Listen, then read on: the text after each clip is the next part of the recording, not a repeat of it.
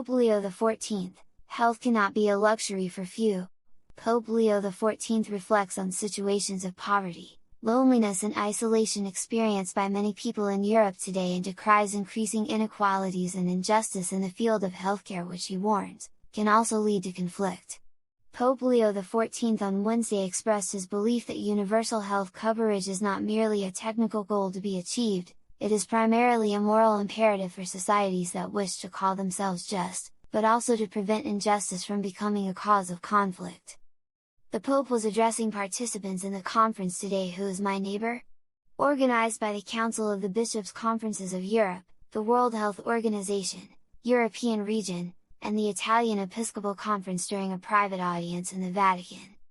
Speaking on the day in which the second WHO European Health Equity Status Report is released, the Pope noted that the document draws attention to the situations faced by many poor and isolated people in Europe. Noting that inequalities in the field of healthcare are growing in many European nations, he also called for urgent attention to people's mental health, particularly that of young people. Healthcare and social peace. Health cannot be a luxury for the few, the Pope said, highlighting also that it is an essential condition for social peace. Healthcare must be accessible to the most vulnerable, not only because their dignity requires it but also to prevent injustice from becoming a cause of conflict, he said.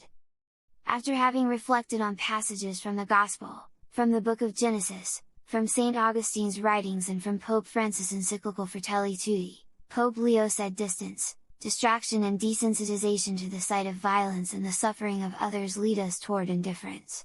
Yet all men and women, especially Christians, are called to fix their gaze on those who suffer, on the pain of the lonely, on those who, for various reasons, are marginalized and considered outcasts.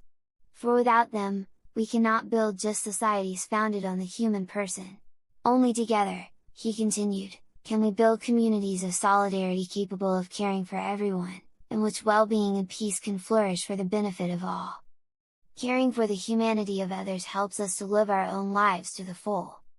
May the Christian lifestyle reflect the Samaritan spirit, the Pope concluded, reaffirming the Church's role that is always at the service of the advancement of humanity and of universal fraternity.